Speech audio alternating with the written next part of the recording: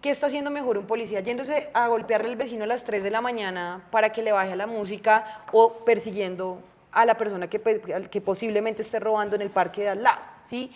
La policía tiene que dedicarse a articular eso, pero además también tiene que recuperar la confianza en la ciudad. O sea, mira, en los barrios a los que nosotros vamos, la gente dice, pero ¿para qué denunciamos si la policía no hace nada? O la policía está asociada con el presunto jíbaro, está asociada presuntamente con el jíbaro del barrio, ¿sí? O con los que se encargan, pues, de controlar el barrio. Municipios, ciudades y departamentos de Colombia se preparan para una nueva jornada electoral programada para el próximo 29 de octubre. A pocos meses de que esto suceda, ya empiezan a hacerse claras algunas candidaturas y precandidaturas. El día de hoy nos encontramos con Heidi Sánchez, que es una de las precandidatas del partido Unión Patriótica para la alcaldía de Bogotá. Precandidata, bienvenida aquí en Ique. Hola, bueno, muchísimas gracias por la invitación. Bueno, un gusto para mí estar acá y hablar sobre los problemas de la ciudad y las propuestas que tenemos para ella. Bueno, precandidata, digamos que nos gustaría conocer de su gestión. Sabemos que es concejal, sabemos que es una mujer feminista, también ha estado muy relacionado con el tema del sindicalismo. Pero, ¿quién es Heidi Sánchez? Contémosle a todos nuestros lectores y seguidores. No, Heidi Sánchez Barreto es una abogada con especialización en Derecho Ambiental. Pues he sido militante política desde hace ya 15 años, vengo del movimiento social, mi formación fue principalmente en el movimiento estudiantil, en el movimiento de derechos humanos, movimiento de mujeres, y los últimos años antes de ser concejala fundamos un sindicato con varios compañeros y compañeras, pues dirigido hacia esa población que le llamamos como esta generación que somos esos adultos jóvenes contemporáneos con crisis existencial permanente, como quienes somos esos trabajadores, trabajadoras independientes, y pues principalmente como a quienes teníamos contratos de prestación de servicios, pero a su vez también vendedores y vendedoras informales. Entonces pues fue, digamos, como el espacio también de reivindicación política en el que estuve, y pues los últimos años del 2016 en adelante en la Secretaría General de la Unión Patriótica en Bogotá. Bueno, precandidata, nosotros vemos de pronto ese look un poco de cuero, rockero, tatuajes. ¿Cuántos tatuajes tiene Heidi Sánchez y qué significan para ella? No todos mis tatuajes tienen significado, creo que tengo ya como 20, 21, ya perdí la cuenta de cuántos tengo. De significado hay 3 que tendrían un significado. Creo que es uno, el que tengo en este brazo, que es como las trenzas, que es para nosotras, para las mujeres de mi familia, tiene un significado muy de peso. O sea, es como no sé, como la mística, pues, de cuando estoy con mi hermana o con mi mamá, que es también como el trenzarnos el cabello. Sí, es como las mujeres de mi familia. Uno que tengo en la pierna, que es un toro y una niña. Mi papá es ganadero, no crean que un ganadero tipo los despojadores de este país, no es un ganadero pequeño, un campesino que todavía trabaja por su finca. Y es como cuando yo estaba pequeña, yo tengo varias fotos, subían un toro, ¿no? Entonces como la foto del toro, entonces como que es una niña abrazada al toro, y pues es como una con la familia, con mi su papá, sí. Y otro que tenga un significado es uno que tiene acá como una mariposa en los ojos, pues porque el año pasado tuve una situación muy difícil. Tuvieron que hacerme, bueno, me tuvieron que hacer 4 cirugías en el ojo derecho por 2 desprendimientos de retina que tuve. Entonces del resto, pues todos han sido como, no sé, se me ocurrió bueno, y tengo a mis gatos tatuados en una pantorrilla. Eso. Se lo preguntaba porque usted muchas veces ha llamado al no estigmatizar a la ciudadanía o a los jóvenes, sobre todo, que tienen esos tatuajes.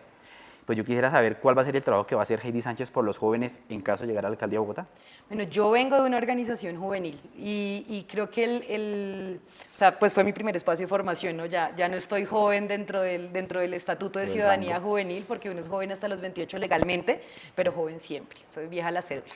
Entonces, hay varias cosas, y pues miren, tanto el tema de mujeres como el tema de jóvenes es un tema transversal, ¿sí? Porque cuando tú hablas de trabajo, cuando tú hablas de movilidad, cuando tú hablas de seguridad, toca transversalmente, pues debe tener transversalmente incluidos los temas de juventud, los temas de género, los temas de mujeres, los temas de diversidad.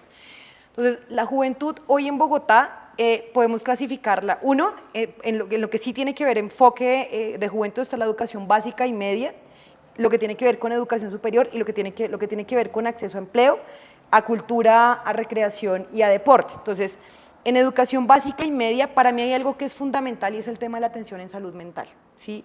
Y el tema de atención en salud mental por lo siguiente, y es que en Bogotá el tema de la presencia de psicoorientadores, psicólogos, psicólogas en los colegios públicos sigue siendo insuficiente para atender las demandas y las situaciones emocionales que tienen las y los jóvenes en los colegios y sobre todo producto de la pandemia también. O sea, después de la pandemia, el índice de suicidios, pero además como que los problemas emocionales de depresión, de ansiedad que tienen las y los jóvenes hoy son bastante complejos, pero sobre todo porque, digamos, en los hogares no tienen como el tacto, por ejemplo, para tratarlos, ¿no? Y allí es donde cumple una función crucial la escuela, y la escuela como escenario de educación, de un espacio democrático, y el tema cumple esa tarea como de brindarles ayuda o ese apoyo de soporte psicosocial a un joven.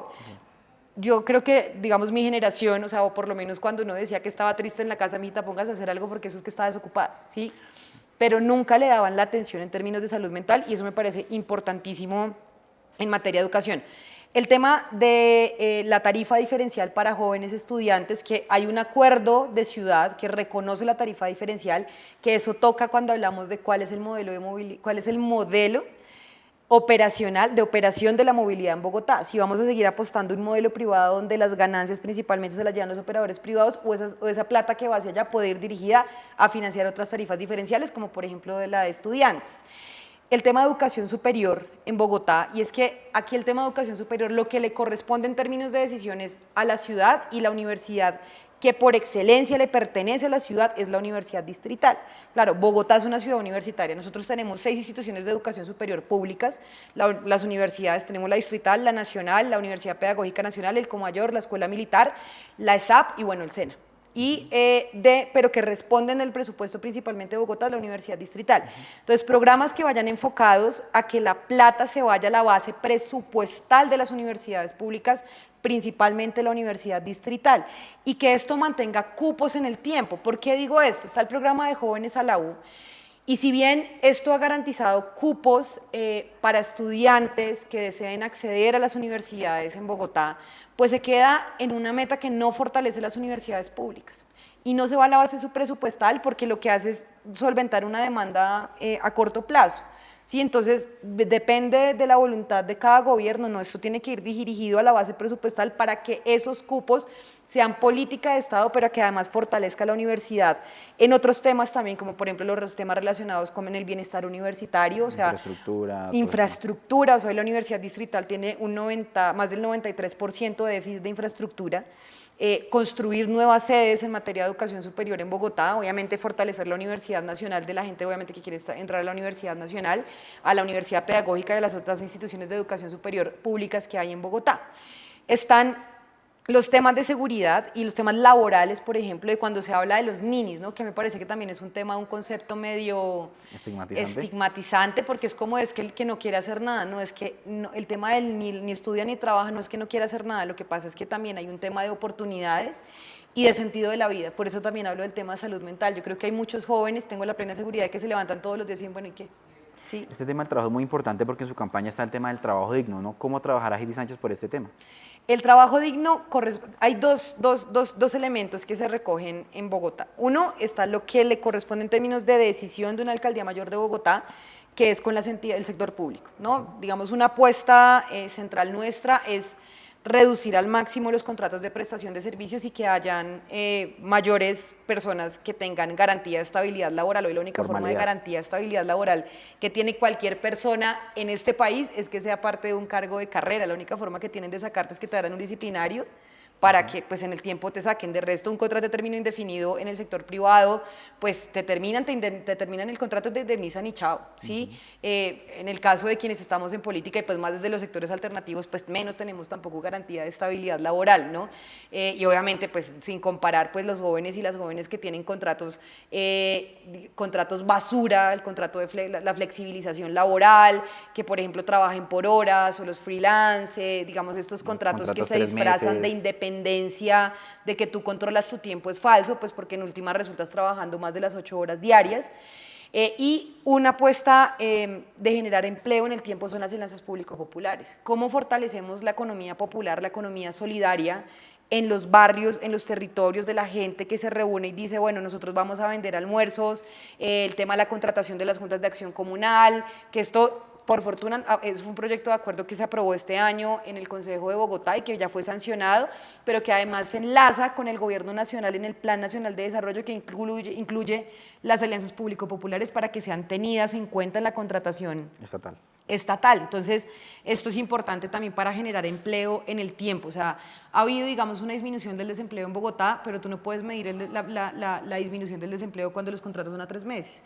Y en términos de, vuelvo al tema de salud mental, o sea, ¿qué salud mental tiene alguien que está cada 3 meses pensando qué va a pasar conmigo después de cada 3 meses? Y aparte que se presta para muchas cosas, ¿no? El tema de acoso sexual contra mujeres, acoso sexual, acoso laboral. El tema de acoso laboral, el tema de exigir, mejor dicho, ponte la camiseta por la empresa, por lo menos en el sector salud, de trabaje un tiempo gratis sin ningún tipo de remuneración mientras le renuevan el contrato. O hágase amigo del político para que... Eso, por ejemplo, el tema del contrato de prestación de servicios tiene eso, ¿sí? Sí, claro. Y es que son cuotas políticas. El que me colabora en campaña. Y exacto, entonces, que el que me colabora en campaña, y la gente vota a partir de eso. Entonces uno dice, fue pucha, o sea, la política en Colombia cambiaría si la gente votara por convicción, más no por necesidad. Sí, es verdad. Bueno, y otros temas que le impactan a la ciudad, como el tema de seguridad, por ejemplo, ¿qué hará Heidi Sánchez para ese tema? Bueno, la seguridad, yo ayer decía en otra entrevista, y es, el tema de inseguridad en Bogotá no es un tema que tú lo jalonas con una sola propuesta, ¿no? Entonces tú dices ampliación de pie de fuerza y más cárceles y entonces un panóptico acá y drones por todos lados y ojalá una cámara cada 30 metros en Bogotá o cada metro. Entonces es como el espacio de un reality show en Bogotá, donde haya cámaras y pues haya una vigilancia permanente, ¿no? Como ese gran ojo que vigila absolutamente todo. La política de seguridad tiene que tener un enfoque integral y que en una primera instancia hablamos de las organizaciones que se dedican al multicrimen en Bogotá, que existen, ¿sí? Claro. Y que subcontratan en Bogotá. Entonces, por ejemplo, el Tren de Aragua. Entonces, el Tren de Aragua que manda, que es una banda transnacional, o el Cartel de Sinaloa, que también es transnacional, ¿sí? O el Clan del Golfo, que opera en el territorio nacional, también. Esto debe tener una articulación con el gobierno nacional para desarticular a las cabezas.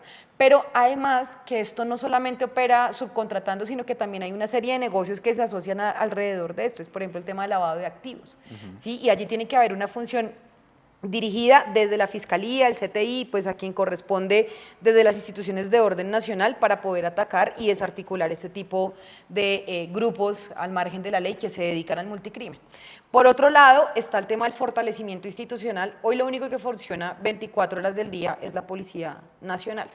Y la policía debe dedicarse a perseguir el crimen, ¿sí? Y eso también pasa por fortalecer algunos mecanismos de conciliación o de resolución de conflictos que pueden haber en los barrios. Por ejemplo, las juntas de acción comunal, los centros de conciliación, los jueces de paz. O sea, yo no, aunque el código de policía lo plantee, a mí me parece que, dígame, ¿qué está haciendo mejor un policía? Yéndose a golpearle al vecino a las 3 de la mañana para que le baje a la música o persiguiendo a la persona que posiblemente esté robando en el parque de al lado, ¿sí? La policía tiene que dedicarse a articular eso, pero además también tiene que recuperar la confianza en la ciudad. O sea, mira, en los barrios a los que nosotros vamos, la gente dice, pero ¿para qué denunciamos si la policía no hace nada? O la policía está asociada con el presunto jíbaro, está asociada presuntamente con el jíbaro del barrio, ¿sí? O con los que se encargan, pues, de controlar el barrio. Entonces, también tiene que haber un refuerzo en términos de la confianza, de revisar cuáles son las investigaciones que hay por corrupción al interior de la policía, de miembros de la policía que están en la ciudad de Bogotá y de qué manera se aceleran ese tipo de investigaciones y pues hay una policía robusta, o sea, es decir, que tenga enfoque diferencial, que tenga formación en derechos humanos y pues que también hay que decir que esto pasa en una articulación con el gobierno nacional sobre la reforma estructural de la policía. Un enfoque diferencial y un enfoque de género y un enfoque hacia la eliminación y la atención a las violencias en contra de las mujeres. Y es que aquí sí hay que pasar a atender los casos de violencia intrafamiliar y la atención a cuando mujeres son acosadas o abusadas o golpeadas por sus parejas, exparejas, en el espacio público, en el espacio privado, y de qué forma la policía actúa de manera inmediata, no revictimizando, sino escuchando las denuncias que hacen las mujeres o los vecinos, porque a veces la policía llega y dice, no, pero yo para qué voy si ella vuelve al rato con él, no importa, y así vuelva 10.000 veces con esa persona, 10.000 veces va y se la rescata, porque es que solemos es echarle la culpa a la víctima, ¿sí? Y la víctima denuncia cuando está en la capacidad y cuando se siente bien para hacerlo, y por eso es importante el tema de los círculos de cuidado. El tema de las violencias contra la población trans, el tema de las violencias en contra de las diversidades que existe en la ciudad, también hay que darles enfoque diferencial, que la policía no revictimice a esta población, a la población LGBTIQ+ en Bogotá. Y un tema del fortalecimiento de las casas de justicia, de las casas refugio y de las comisarías de familia para poder atender inmediatamente los casos de violencias basadas en género. Pero adicional a eso, yo creo que también tener muy en cuenta el tema de infraestructura, porque hay lugares que son inseguros para todo el mundo, como por ejemplo los puntos ciegos en Bogotá. Cuando hablo de puntos ciegos, esas paredes gigantes donde hay andenes pequeños y uno pues prefiere caminar por la calle, ¿no? O sea, prefiere caminar por donde pasan los carros, como para sentirse más seguro, porque claro, usted va por acá, en cualquier momento me empujan hacia la pared, me roban, me acosan, me tocan, y eso pues digamos se siente una más segura, y pues obviamente digamos el tema del ser víctima de un robo, de una lesión, o de ser víctima de homicidio en la calle, pues porque ahora te roban, te matan, y luego te roban, por robarte un celular, ¿sí? Y ese tema del tema de la iluminación en Bogotá, o sea, el tema de iluminación y el tema de infraestructura es necesario también en materia de seguridad. Hay un tema que es un poco espinoso respecto al gobierno nacional, a la alcaldía actual de Claudia López, y es el tema del metro. ¿Metro aéreo o metro subterráneo? Bueno, aquí la respuesta es ¿cuál es el mejor modo de metro para Bogotá? Lo primero es que Bogotá tiene que tener como eje estructurante de la movilidad el sistema férreo, ¿sí? Y obviamente pues uno no puede acabar con Transmilenio, bueno, con los buses o con el sistema BRT de un momento a otro, sino lo que se quiere es que sean los buses quienes alimenten el metro y no el metro quien alimente los buses. Okay. Y es que cuando decimos si soterrar o no la primera línea del metro, el primer tramo de la primera línea del metro de Bogotá. ¿Por qué digo el primer tramo? Porque lo que dejó contratado Claudia López, lo que no, por fortuna no lo ha contratado, corrijo esto, lo que dejó Claudia, o lo que quiere dejar Claudia contratado, es el segundo tramo de la primera línea del metro de Bogotá. No es la segunda línea, es el segundo tramo. De la primera línea. De la primera línea del metro de Bogotá. Este primer tramo, que digamos conserva como la estructura de las otras ideas de metro que ha habido en Bogotá, que es como coger el occidente, el oriente y llegar hacia el norte. Digamos que el sistema, los estudios que había dejado Petro de dejar una línea de metro subterráneo que fuera hasta la 127,9, seguramente ustedes llegar a su trabajo sería muchísimo más fácil si vivieran en el occidente, llegar en una línea de metro subterránea rápidamente. Y Peñalosa lo que hace es botar la elevada y ponerle un segundo piso a la troncal de la Caracas, ponerle un segundo piso a Transmilenio y dejarla hasta la 72. Entonces, un segundo piso de un primer tramo que ni siquiera va a tener la capacidad, no va a tener la carga inicial que tiene Transmilenio actualmente. La troncal de la Caracas, por ejemplo, ¿sí? O sea, ni siquiera vamos a llegar a 50.000 pasajeros hora sentido en el año 2028, que ya no va a ser 2028 porque todavía no hay ni siquiera estudios de ingeniería de detalle. Entonces, soterrar la primera línea del metro debe tener tres cosas. Lo primero es que va a generar un menor impacto urbanístico para la ciudad, ¿sí? Segundo, que va a permitir en el tiempo liberar espacio público, esto siempre y cuando funcione, entre 72.000 y 80.000 pasajeros hora sentido, es decir, si se amplía la capacidad de este primer tramo de la primera línea del metro de Bogotá. Y esto pues va a hacer que con el tiempo dejemos de depender de Transmilenio y pues podamos hablar de liberación de espacio público, de un gran parque lineal, que es algo que proponemos desde la calle 26, y pues avanzar, ojalá que la primera línea, la línea se extienda hacia la 200, bueno, mentira, está el Regiotram Norte. Y que sea el principal modo que sea el férreo, ¿no? Entonces, esto permita liberar espacio público, funcionar a su máxima capacidad y obviamente esto ahorraría muchísimo en tiempos. Ahora, esa discusión tiene un tema y han dicho, no, esto es un tema ideológico. Pues miren, lo técnico se subordina a lo político, ¿sí? Y es que Peñalosa dejó esa línea, ese trazado de esa forma y ese modo del metro así para que fuera alimentador de Transmilenio y que Bogotá dependa eternamente de Transmilenio, ¿sí? Y lo que va a pasar en términos de inseguridad, urbanísticos, con esa primera línea elevada, va a ser bastante complejo. Y además que Claudia comete el mismo error que cometió Peñalosa con este primer tramo, y es que se dejó firmado el convenio de cofinanciación el 4 de agosto del año 2022 sin tener estudios de factibilidad completos, y lo mismo hizo Peñalosa con la primera línea, ¿sí? Y sin esos estudios de factibilidad completos, pues estamos pagando las consecuencias con que hoy no tengamos estudios de ingeniería de detalle.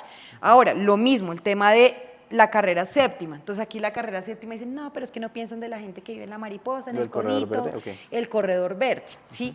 Y el corredor verde es que el plan de ordenamiento territorial actual permite que sobre la séptima se construya un tranvía. Y aquí podemos construir un tranvía que va a permitir que siga el carril mixto, es decir, que no solamente los vehículos de uso especial, sino también los vehículos particulares puedan seguirse movilizando. Yo estoy totalmente de acuerdo con desincentivar el uso de vehículo particular, pero es que tú no montas a la mala a la gente al transporte público, si no la gente no compraría moto. O sea, sale mucho más barato para muchas personas movilizarse en moto que andar en el transporte público. Entonces, pues, un sistema público de transporte indigno, pues la gente no se sube a la mala al transporte público, porque sí, entonces lo que vamos a tener es una novena, una 11 y una circunvalar colapsadas por el cierre vehicular, y los que vivan acá les va a tocar comprar helicóptero cuando empiece la construcción si quieren ir al centro, porque esto va a ser imposible. Y lo que quiere hacer Claudia es simplemente ampliar la operación de Transmilenio y entregársela a Consorcio Express, que es el operador, uno de los operadores que está sobre la carrera séptima y que tiene la operación hasta 2035. Entonces, eso en 3 años no se va a construir. Usted hablaba del tema de las motos, que también digamos que es un factor muy importante actualmente en la movilidad bogotana. Yo quisiera preguntarle, ¿usted plantearía la posibilidad de un pico y placa para las motocicletas y para los vehículos fines de semana? No, a ver, el pico y placa, digamos que el tema del pico y placa es difícil quitarlo. O sea, por lo menos el pico y placa para vehículos particulares es muy complejo quitarlo, pues teniendo en cuenta pues que la movilidad en Bogotá no tenemos un sistema de transporte público robusto que pueda, digamos, trasladar a la gente a movilizarse en el transporte público. Si tuviéramos un sistema de transporte público robusto, pues eso permitiría que la gente no use el vehículo particular o que no use moto. Por ejemplo, tú vas a México, ¿sí? En México tú no ves motos, o sea, es decir, no ves a la gente, digamos, más como no como su principal modo de movilizarse, pues porque es más rápido y más fácil, obviamente, pues es diferente el tamaño de México, pero por lo menos la gente hace mayor uso del transporte público, pues del metro, del tren, del trolebús, bueno, que existe un sistema integrado de transporte real, ¿sí? Y no hace uso del vehículo particular ni de la moto principalmente. Si aquí tuviésemos un sistema de transporte público robusto, pero además económico, si nosotros logramos bajar la tarifa de Transmilenio, que la operación sea pública, que digamos se disminuya como tal esa vena rota del Fondo de Estabilización Tarifaria, que lo es porque eso va para ganancias de los operadores privados, y que así va a ser, o sea, vamos a seguir aumentando y aumentando y aumentando y aumentando el transporte público en Bogotá, pues hay que volver a ganar a esas personas que compraron moto o que andan en vehículo particular y que pues se movilicen principalmente en el sistema de transporte público. Ahora, los fines de semana es complejo también, o sea, más que tanto la moto como el vehículo particular para muchas personas es una herramienta de trabajo. ¿Sí? Y también, por ejemplo, de transportar personas en condición de discapacidad o personas que tienen a su cargo seres humanos que necesitan cuidado, ¿sí? Adultos mayores, niños, entre otros, que es importante también tener en cuenta eso, pues en términos de mejorar la movilidad en Bogotá también. Actualmente, tanto en el Congreso de la República como digamos en la sociedad en general, el tema del consumo del cannabis adulto, pues también ha estado como en ese debate, ¿no? En caso de llegar a la alcaldía de Bogotá, Heidi Sánchez permitiría el consumo de cannabis en parques y espacio público. Hay un tema, y es ya lo que se dijo desde la Corte, ¿no? O sea, ahí el Consejo tiene que entrar a regular. O sea, y tiene que entrar a regular, la dosis mínima está permitida, el consumo está permitido. Sin embargo, hay que entrar a regular el tema de los espacios, y yo sí creo que tiene que ser una regulación no estigmatizante, ¿sí? O sea, esto no puede prestarse para interpretaciones donde entonces va a llegar la policía a perseguir. Yo no sé si ustedes recuerdan el año antepasado, en el marco de la pandemia, Claudia López pidió apoyo del ejército en algunas zonas de la ciudad para la atención en la pandemia. Decisión que para mí es bastante Fue nefasta, pues porque también digamos, un enfoque militarista de la ciudad, o sea, y eso también se lo critico mucho a Claudia López de haberle dado ese enfoque a la seguridad en Bogotá en varios momentos, ¿no? Y habían fotos que sacaba, recuerdo que creo que fue el alcalde local de Tunjuelito o de Antonio Nariño, que entonces la gran operación y sacaban 2 pipas y un briquet, ¿sí? O un moñito y un briquet y una pipa, o sea, es como, ¿en serio? O sea, ¿de verdad, en serio usted pidió apoyo del ejército para eso?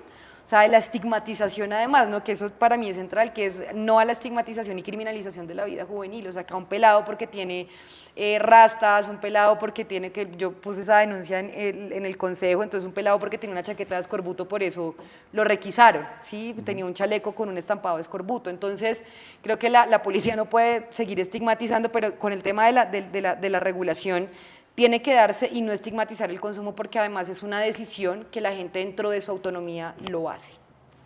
O sea, ¿usted iría en incumplimiento justamente de lo que dijo la Corte Constitucional en ese sentido? Sí, en ese sentido hay que hacerlo. Tiene que entrarse a regular, sí, pero no puede haber estigmatización hacia las personas que consumen, digamos, pues dentro de su decisión. ¿Usted alguna vez, o es consumidora, mejor dicho? No. ¿No consume? No, consumí cuando estaba en la universidad, de hecho tengo como la fecha en la cabeza, como la última vez que fumé marihuana, que fue como en el 2012, como en abril del 2012, si no estoy mal, sí, abril del 2012, después de un espacio político. Que fue la última vez, pero no porque tenga, digamos, como algún tipo de tabú al respecto, sino fue como... ¿Decisiones personales? Sí, decisión personal. Bueno, precandidata, no me queda más que agradecerle por el tiempo que nos dedicó a nosotros, que le dedicó a nuestros seguidores y lectores. Pues bueno, no sé, de pronto un último mensaje para los electores. Bueno, va a haber una encuesta, como lo decía también, mi nombre está en esta encuesta como una aspiración colectiva, en representación de la izquierda, en representación de los sectores populares, de las mujeres, de la juventud. Si les preguntan por mí, digan que sí, que yo sería una muy buena alcaldesa de Bogotá. Bueno, agradecerle también a ustedes, nuestros lectores y seguidores que vieron este video, que vieron esta entrevista. Recordarles que las notas completas las van a encontrar en nuestro portal quienique.com. El placer de saber, ver y oír más.